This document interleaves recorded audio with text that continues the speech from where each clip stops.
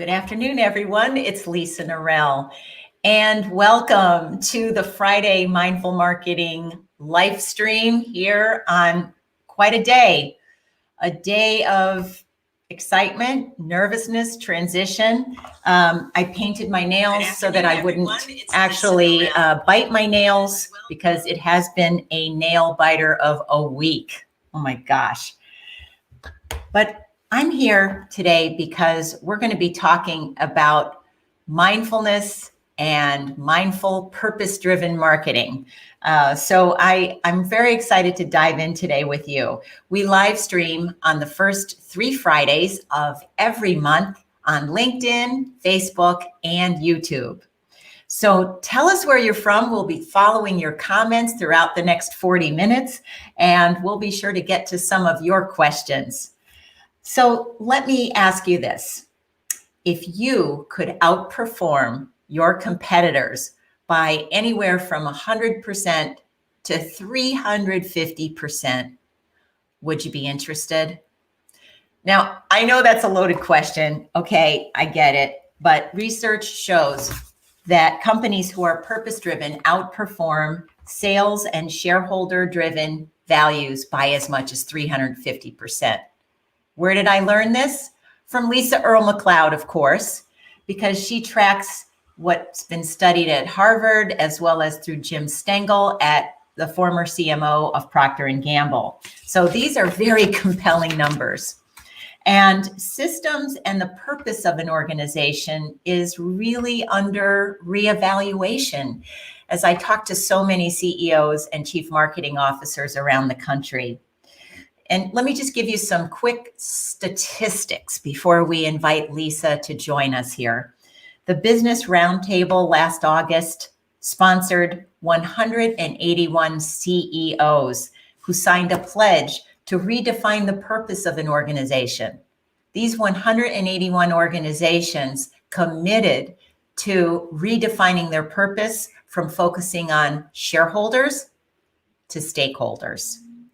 And in 2019, pre-COVID, the volume of investments made in U.S. sustainable funds quadrupled. That's right, quadrupled. And you hear about CEOs like Microsoft's Satya Nadella, who committed over $1 billion, that's with a B, to address climate change. So from what I see, COVID was that was the moment, that was the tipping point for many organizations to really, what I say, reevaluate their raison d'etre. So here's what I believe and why I went out to find the prophet of purpose for today's discussion. Purpose is now mainstream. And for marketers, it's no longer about taglines. It's about contributing to the bottom line. Lisa Earl McLeod's passion for creating purpose in organizations evolved in a Georgia sign company that she and her husband once owned. And from that moment on, her journey into studying purpose-driven organizations made history. She's worked with some of the top brands, including Kimberly-Clark, P&G, and Pfizer. And she's authored several books, including one that I love, which is Selling with Noble Purpose, How to Drive Revenue and Do Work That Makes You Proud. So I'm really glad that we're going to be exploring this question today, which is, why should I and how can I market with noble purpose in the middle of a pandemic? Is it possible? How is it different? These and other questions will be revealed. Lisa, welcome to the live stream. And you are muted, my dear. That's the problem with live. So it's the Lisa show today. We make mistakes most of the time, and people still come back and see us. They know, hey, the content's going to far outweigh the perfection of live streaming. So for sure. We're glad you're here. You're in a very exciting state of Georgia right now. Yeah, a very exciting state, unexpectedly exciting. And I think one of the things I just did another interview and did a live stream earlier today. So I know some people will be watching it on the replay. I think one of the things that any type of tumultuous situation points out is how grounded we need to be in who we are and why we're here.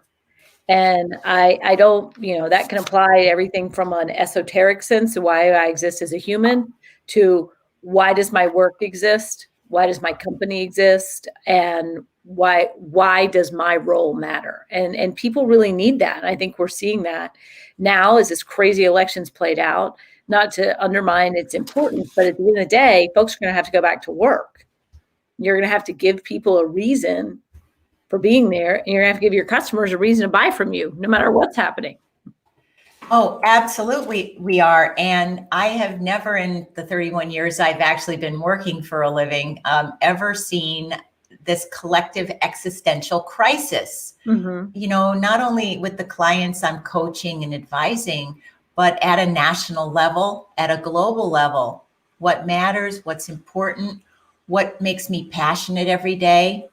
Right.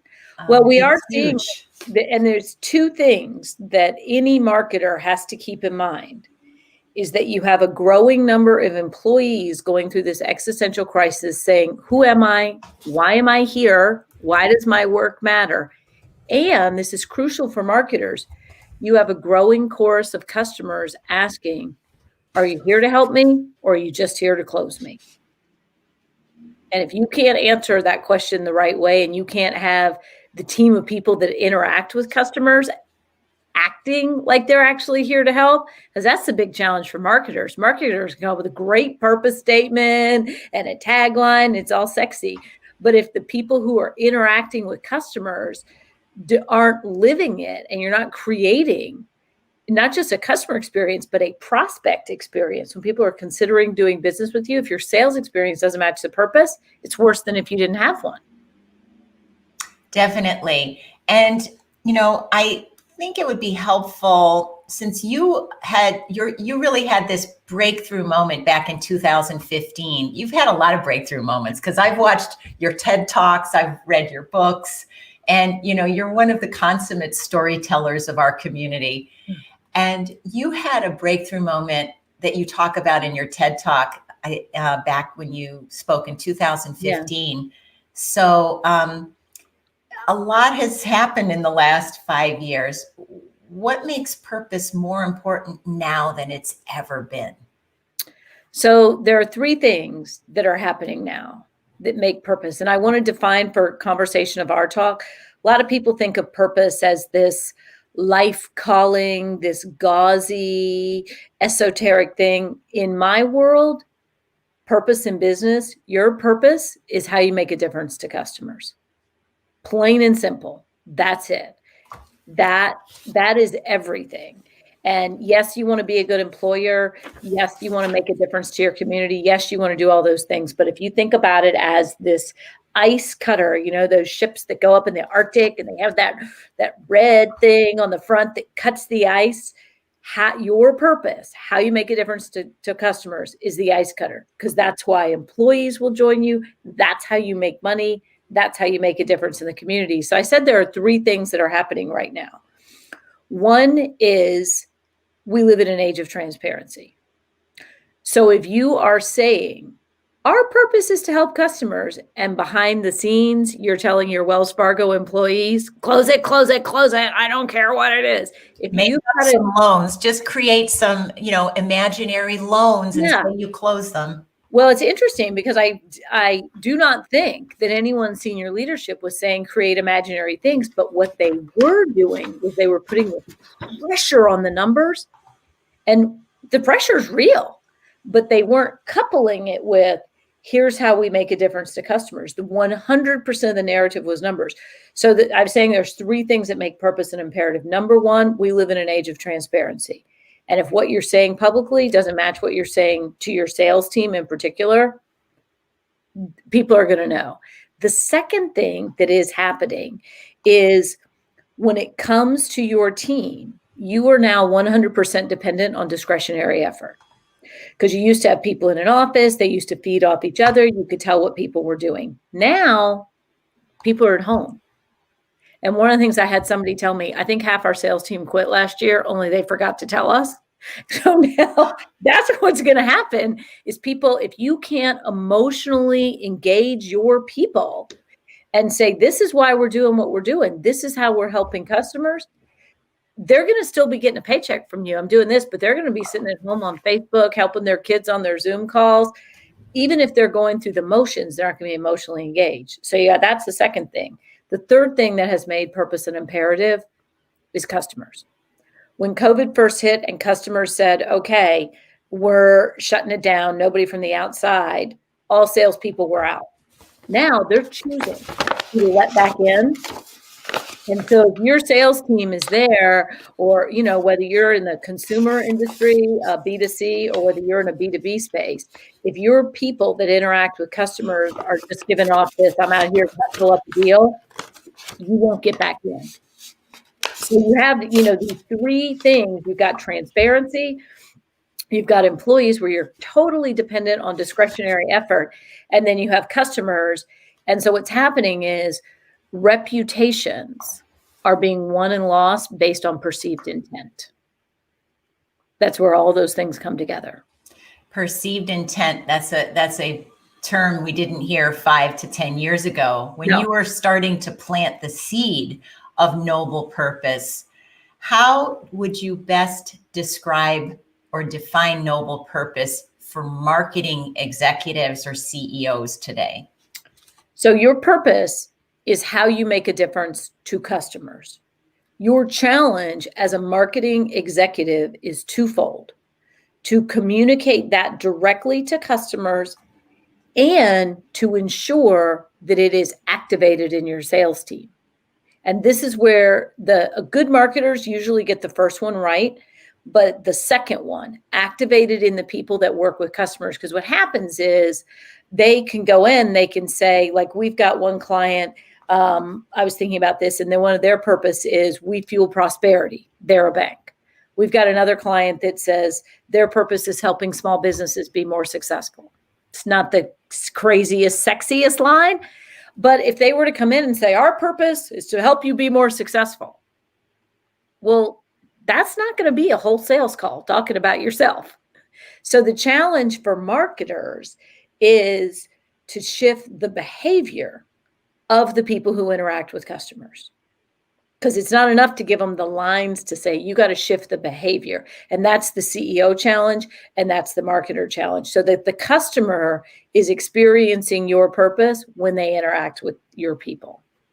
Yes, and for marketers who are watching, I see we have Bob from Florida. We have a lot of people from Florida today. We have Bob from Florida, Lisa from Florida. Apparently, this was the Lisa Day. For November. And we also have someone from Raleigh, North Carolina joining us. And I want to remind people to share your questions or comments here, because we'll be also passing those on.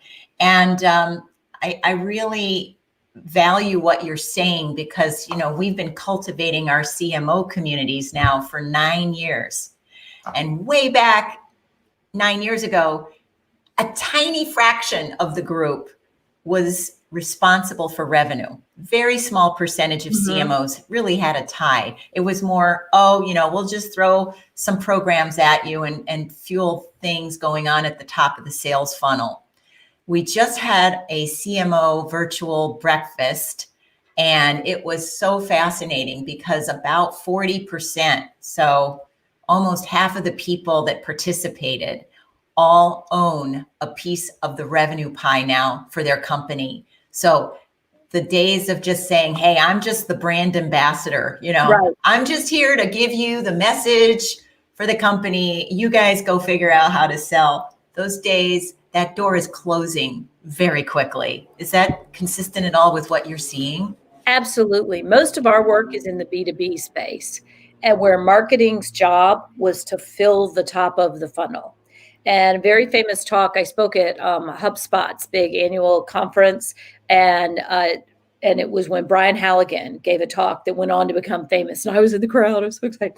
And he talked about how the funnel is dead and it's more like a flywheel now. And the job of marketing for getting the leads in the funnel, that's old school. That is absolutely old school. What marketing tends to own now is the customer experience. And when Halligan talked about a flywheel, he talked about the way they're experiencing your marketing pre-purchase, then the way they experience the sales process of deciding to do business with you. I'm doing this because it's a funnel, it's a loop. And then the other piece is the way they experience after you bought. So it's before they bought, during the buying process, and after they bought. And a marketer, a CMO, has to make sure, if your purpose is to make small businesses more successful, you don't just do that after they buy from you. The customer has to be experiencing that in your marketing, in your content marketing. They have to read that article you put out, and it's not just some lead magnet. It's, oh, that did make me more successful. When they're dealing with your sellers have to be having conversations with them that they go, wow, I got a lot of insight from that, even if they don't buy, which, by the way, as we all know, it increases the likelihood that they'll buy. And so if you think about the marketer's role, the marketer is creating a customer experience pre-purchase, during the purchase, and post-purchase. And that's very different from the way it used to be. It sure is different. And the other thing that we have to now look at as marketing leaders and CEOs. Oh, by the way, hi, Fred. Fred's with us from Northern Virginia. Big shout out to Fred. We're both fans of him. And one of the other interesting things that we're dealing with in our CMO conversations now isn't just the behaviors, which you touch on very well in your book, Selling with Noble Purpose.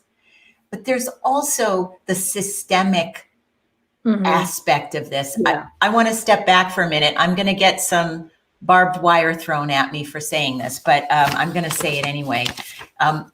One of the things that we're finding is just this systemic tension in our communities. And this has gotten a lot worse, particularly for our CMOs who work for VC funded companies or publicly traded companies, where there is this short-term focus on sales results or COVID closing, right? We got pipelines are a bit slow for a number of companies. So you got the short-term focus battling the focus on long-term brand health and purpose-driven growth. Right. Where are you helping clients navigate or manage the systemic tensions we live within? Well, your phrasing is so apt on this. It is a tension between two things. It is not a dichotomy and a choice.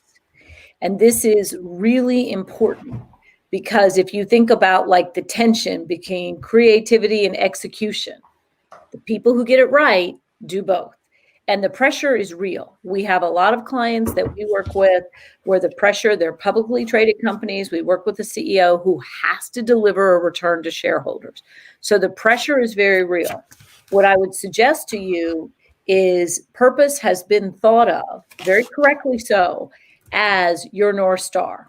We help make clients, small businesses more successful. We fuel prosperity. However you make a difference to clients, that's the long-term strategic North Star. What we're seeing in our work with clients is when you make that the tactical centerpiece of a sales call, you will close more business. And so don't tell yourself it's this false dichotomy. The Wells Fargo people had shown up. We have a bank that their purpose is we fuel prosperity. They grew their operating income by 40%. They were named, the guy was on the cover of Bank magazine where he's Banker of the Year. He was named one of the most admired CEOs in Atlanta. It's Atlantic Capital Bank.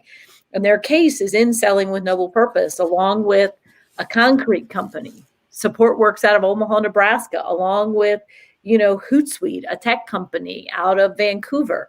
And all of these companies hit their short-term targets and did it with an eye. And the way that you do it, it's not easy. If it was easy, everybody would do it. Right. What is easy is to succumb to the transactional and say, well, I can't think long-term because I got to hit these numbers. What is second most easy is to say, well, we don't need to have these short-term numbers because we're focused on making a difference to our customers. Well, welcome to all the charities that don't have any money. And so what the leaders, the CEO has to be able to do, this CEO of Atlantic Capital Bank nailed it. He said, I manage to the numbers, but I lead to the noble purpose. I love that. I think we need, that's the mic drop moment here. It's great. So take that in. I manage to the numbers, but I lead to the noble purpose. That means when I'm at the town hall or the sales kickoff, we're not going, hit the number, hit the number, hit the number. We're saying, here's how we make a difference to our customers. And here's what I want you to do on sales calls is improve the customer's condition. And then here is how we're going to measure it with these numbers. And the numbers are always a lagging indicator. Absolutely. Yesterday. And as a leader, one of the things that we've worked with a number of CEOs to have this conversation with their board to say, here's our purpose. The data tells us that purpose-driven companies outperform the market by every measure. Here's how we're activating it all the way down through our organization, including our sales team. And here's the numbers we expect as a result. So once a board sees that you are thinking today and tomorrow at the same time, you'll get a lot more support as a CEO. I totally see the same trend. And this is so important, especially as we're going into sales kickoff season. Yeah. I have several CMOs right now who are looking for advice and assistance with their strategy for their 2021 events. Since we're pretty sure, I'm not an oracle, but we're not going to have a vaccine for a while because of the manufacturing and distribution that is so far reaching and will take time. So virtual events are here for a while. Yeah. By the way, did I ever tell you I have construction workers here this week today building out my downstairs studio. So I'm in this for the long haul. Yeah. I am all in. I'm one of those people that I want to make sure we can meet our clients where they are and be prepared, because this could be a year, it could be 3 years, who knows, but we're getting ready. Yeah. But our CMOs are getting ready because they have virtual sales kickoffs coming up in January and February. For all of our event professionals, marketing people, and salespeople, what can they do to weave noble marketing purpose into these important events where it's already a difficult task to engage people behind a screen? So there's a couple things you can do. I'm speaking at a couple of sales kickoffs in January. So I'm deep into this right now. And the challenge is, how can we galvanize our people, ground them, get them excited, and give them the knowledge they need to be successful this year? And by the way, we don't have an open bar. They can't be together. Nobody's going to clap for you at the awards unless it's like, virtual snaps. So all that stuff went away. So there's 3 things you can do. And I'm working with a bunch of teams on this. Number 1, clarity of purpose. If you haven't gone through a purpose exercise or doing that, don't worry. In Selling with Noble Purpose, we give you a shortcut formula for doing this. It's right in the book. And the way that you want to do your meeting is, first thing is, you want to be absolutely clear about how you make a difference to customers. That is the theme of your whole meeting. You might choose some rebound, galvanize, or whatever, but that's just the word. Underneath it is, here is how we are going to improve life for our customers this year because they need us now more than ever. That has to be the theme. The theme can't be about you, because you want people tethered to making a difference to customers. Number 2, share stories about how you have made a difference to customers. You want to build Not case studies. Wait a minute. What about case studies? That I know tons of marketers who were paid to write case studies. Yeah. Most of the time, case studies are helpful. They're use case studies, and they tell your sellers and customers how to use the product. That's not what you're trying to do with your sales kickoff. With your sales kickoff, you're trying to win hearts and minds. So you want to tell what we call customer impact stories. The difference would be we implemented this and this and this with the customer, and this is how they used it, versus this customer's business was changed. They got things done faster. People got to go home on time. People were able to work on more meaningful projects. And one of them's name was Susie. And here's what she said. Like it has to be so clear. So if the first thing you're clear on is the theme is, how do we make a difference to customer? The second thing is telling these customer impact stories. And one of the things that we're doing with one of our clients is we picked a number of people in the sales organization that had big sales this year that you would want to celebrate. And we're having them describe how those sales made a difference to customers. So in a virtual event, we've got, now Lisa's going to tell a story. Now Susan's going to tell a story. Now Bob's going to tell a story. And we worked on them to get these stories crisp and exciting. And the thing you want to do with those stories is they're not told from the product point of view or the seller's point of view. They're told from how it made a difference to customers, because you got to leave people with something in their hearts that says, oh my God, my work actually matters here. And then the third thing you have to do is you have to activate it with behavior.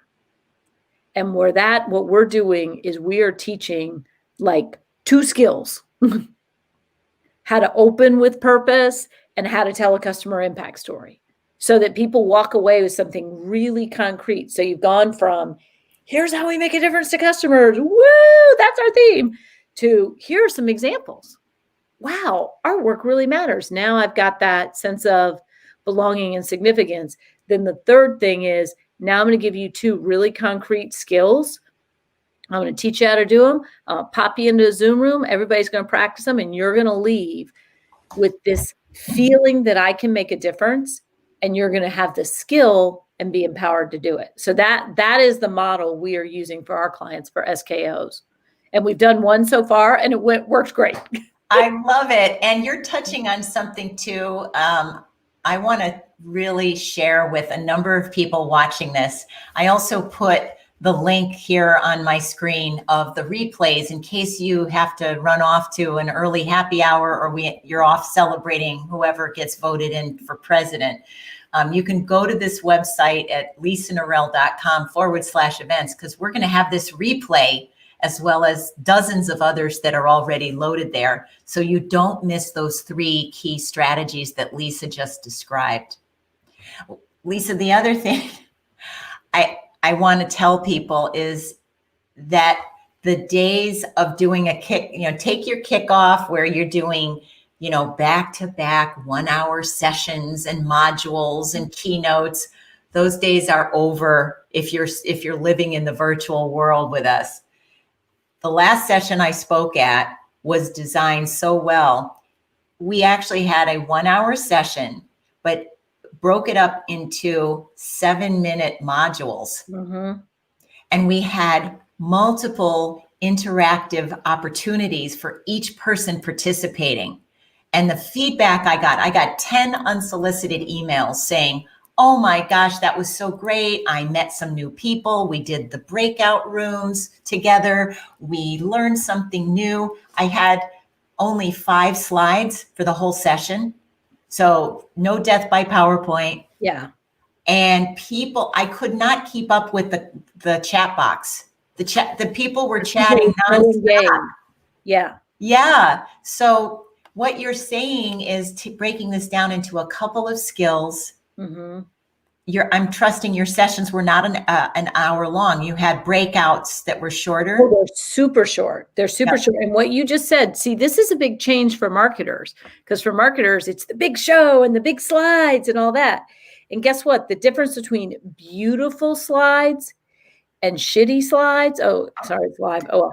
Oh, well. The difference between your beautiful slides and crummy slides is about a 5% difference on Zoom. Yeah, it doesn't matter. And people will tune out when all the faces are little. And so what we've been doing is 7 minutes is about right. You've read the right stuff. Is we'll say, here's this little bit of content. Now let's have a chat. Then here's this next little bit of content. Now you go to a Zoom room, you discuss it with these other folks. Here's this next little bit. Now we do it differently so that you're constantly moving. And we did a half a day session with a client, and it was broken up into 1 hour segments, which were then further broken up into about 7 minutes of moving here, moving there. And it's a lot to keep up with as a presenter. You've got to have like multiple screens going. You got to have a tech person helping you, but it's so much more engaging. Yeah, I'm seeing a huge difference. Yeah. And it's still, again, I think there's still a lot of room for improvement. We're coming up on month 9 of COVID. And yes, as you said, it's kind of shitty, but there are, 2 audiences that you're seeing divide now. The big divide. You've got the people who think that sharing your noble purpose, sharing your company's communications is just a live meeting that you throw on a screen. Right. We're just going to take what we did and throw it on a screen with some nice slides. And then I'm going to tell you, and because I told you, you'll all know now. Right. And then you have the people that are saying, no, this is now live television. Mm-hmm. And live television producers create 5 to 7 minute slots, and we do it to engage people so we can get them involved in the discussion. And, somebody's cat might jump on the desk, and that's okay. So you can also do polling, because one of the things you need to think of is this is like live television, but like American Idol, because in live television now, me and half the people I know have trouble paying attention unless it's like super suspenseful. We're like on the phone. So only half watching the show. So you have got to engage the people with really compelling and concise content. Lots of content. No. Concise on one thing. And then you've got to give them the chance to interact with it. That's why I say it's like American Idol. This session I did for this client recently, we did like a word cloud where people put in the words. We watched it happening live time. We've worked with this company called Thought Exchange. They're amazing, where you can start to vote on each other's ideas and they'll come forward. And I can't even do it justice. You put in you ask a question, you put in what you think, then you start to vote on each other's ideas. And I think all of this is a way of saying, if you are a marketer and you are thinking, how can we make our SKO as much like it used to be as possible? You're doomed. It's not going to happen. My younger daughter's a school teacher. She said, when will all these teachers quit saying, how can we make school as much like it used to be? She's like, that old model wasn't working that great to begin with. And that's what I would say about a lot of SKOs. They were death by PowerPoint, fueled with good music and great food and drink. And that's what made them palatable and the people in the room. Now, just let go of that and lean into the idea we are trying to activate. If it's a sales kickoff, you got one job. We want our people leaving on fire for making a difference to customers. That's your job. Yes, I just put that link also in the notes there, Lisa. That's a great idea. So it takes polling to a new level. Oh yeah. It's much more interactive. So that's a great takeaway from today's session. We also have a question from someone, and we don't know where they're from. We'd love to know who you are. Let's hear what they say. Reputations are won by perceived intent. Tell us more about how this works in the customer journey flywheel. Okay. I love the discussion. Well, thank you. And tell us where you're from.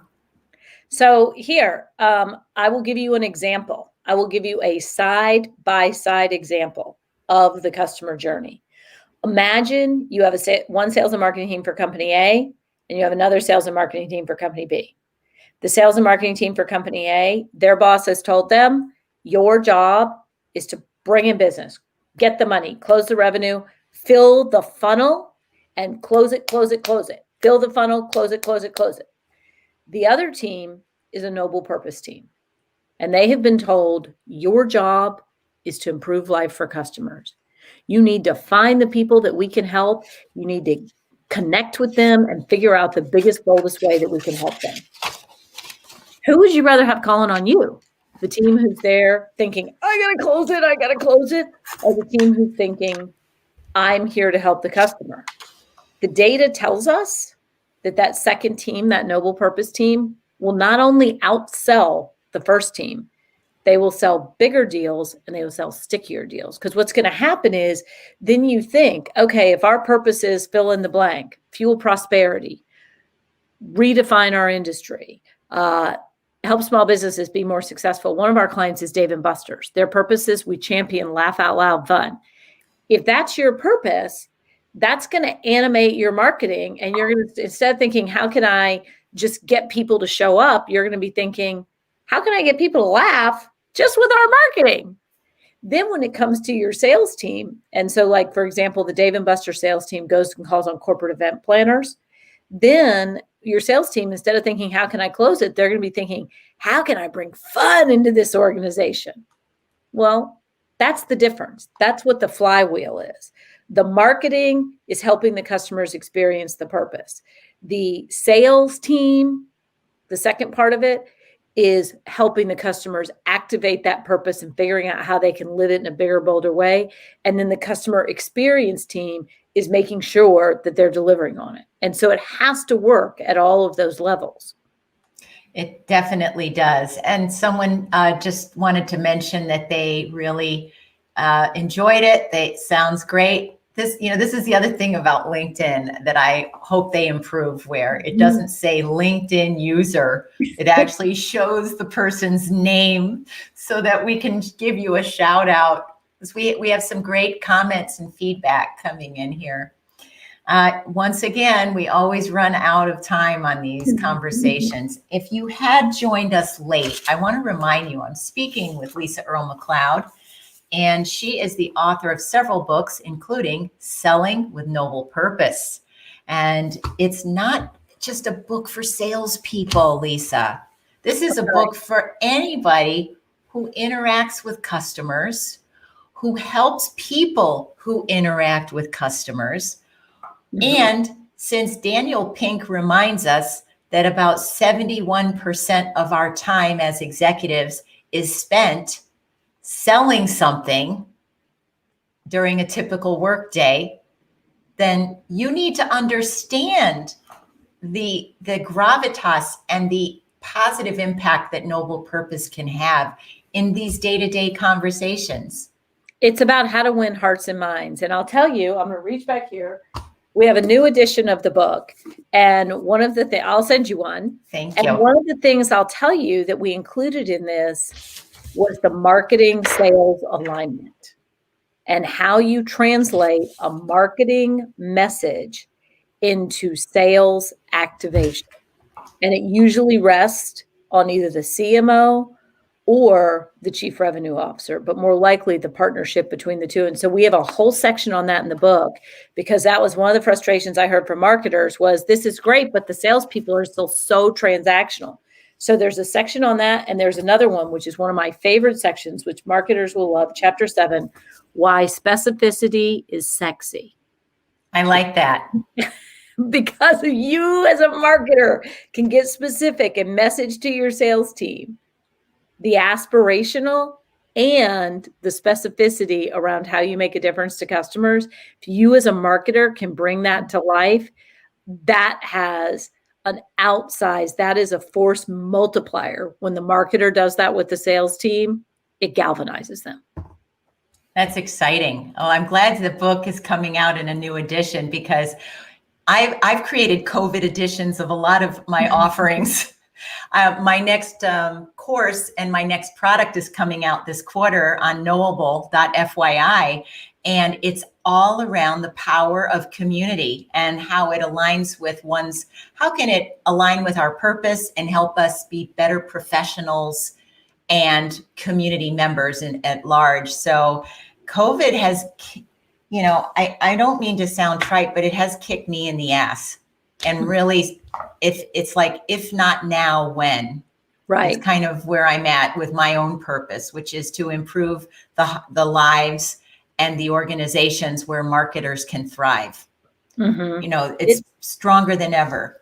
It's reset a lot of us. For us, we were already down the path of scaling and really looking at how can we do this in the flow of work, learning in the flow of work. How can we do this on a mobile platform? How can we do it in the flow of work? It was a project that we had hoped to have done in 18 months, and we finished it in 4 because we knew we had needed to get it done.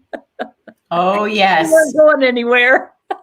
Yeah, anybody who's still waiting for the perfect moment or the perfect product or service, No.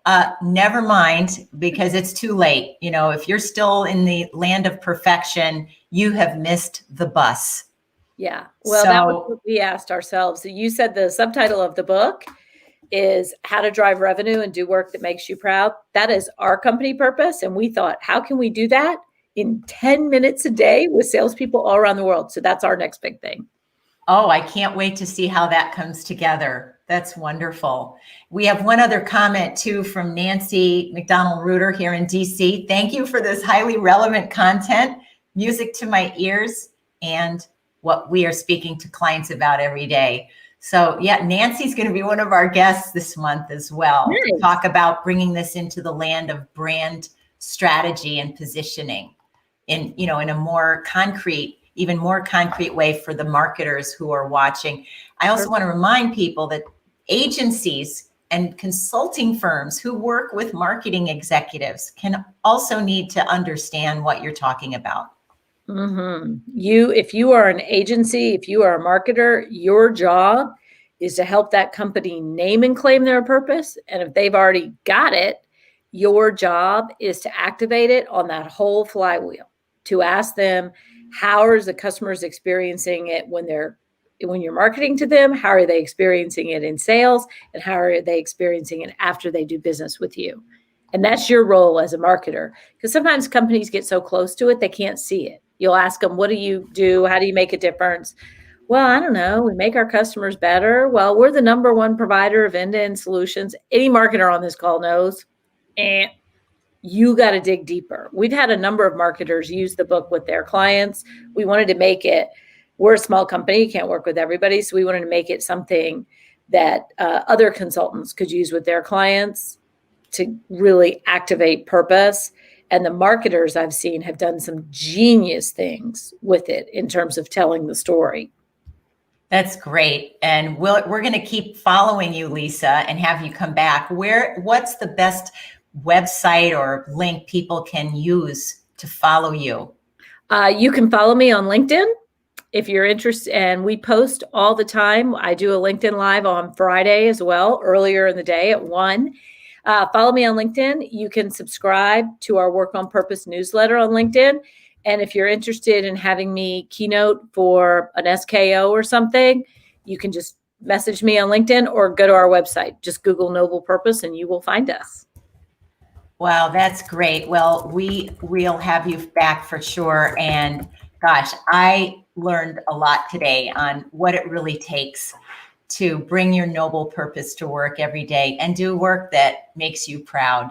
So Lisa, it was great to see you. And we'll see you, Lisa. If we'll be saying Lisa from Georgia or Lisa from Georgia. We'll see which way the wind is going to blow with these ballots.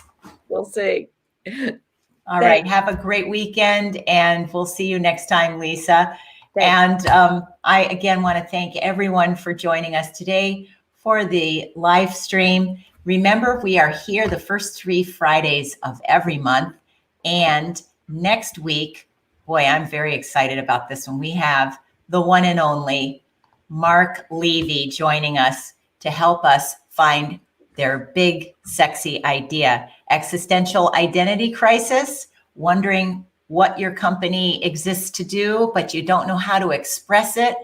Well, this is the bookend to Lisa McLeod's work. Mark has worked with some brands that you will recognize very quickly and is a former CMO himself. So make sure you're here to meet Mark and ask your questions. So this is Lisa Norell, Friday afternoon, signing off, wishing you a safe and a sane weekend ahead.